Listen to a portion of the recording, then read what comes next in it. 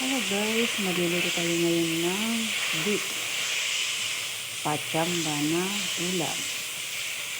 Ginisa ko muna siya guys ng bawang, sibuyas. Yeah. Gisa-gisa muna.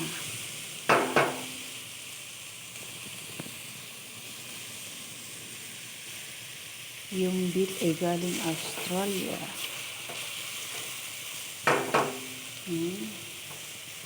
Lagay natin yung patatas tsaka carrots.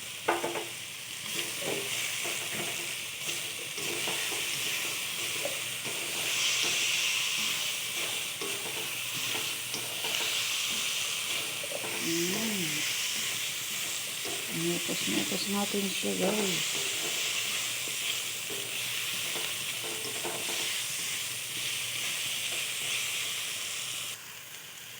Nalagyan natin guys ng soy sauce. Tapos oyster sauce. Lagyan din natin. Lalagyan ko rin siya ng tomato sauce. Para maging ano siya? Caldereta o apritada. Basta pachamba na ulam ang aking lulutuin. And guys, haluin natin.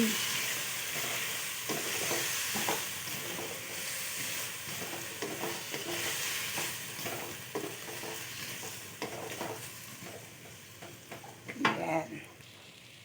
Ayan siya. Lagyan natin ng tubig para lumambot yung beef, yung karne. Ayan. Lagyan din natin ng cubes para mas malasa pa ang ating ulam na pachamba. Ayan. Takpan natin ngayon guys. Hintayin natin na lumambot yung karne. Ayan guys, maghihintay muna tayo ng mga ilang minuto bago natin bubuksan kung malambot na ba yung karne ng baka na linuto ko. Ito ay pachamba na ulam. Tingnan natin mamaya kung ano yung kalabasan. Sobrang init po dito sa kusina namin. Pinapawisan ako guys, grabe. Yan. Yan na guys. At ito na nga guys, ang kinalabasan ng aking pachambang ulam. O, diba? Yummy-licious. Luto na yung beef guys. Malambot na siya. Yeah.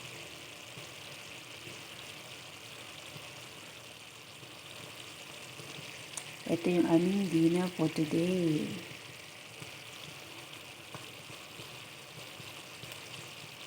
Yan.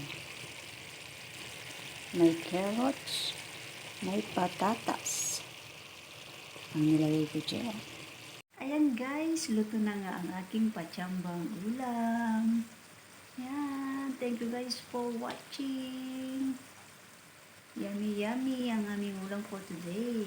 Beef a la caldereta, pachambang ulam. Yan, like and share. God bless everyone.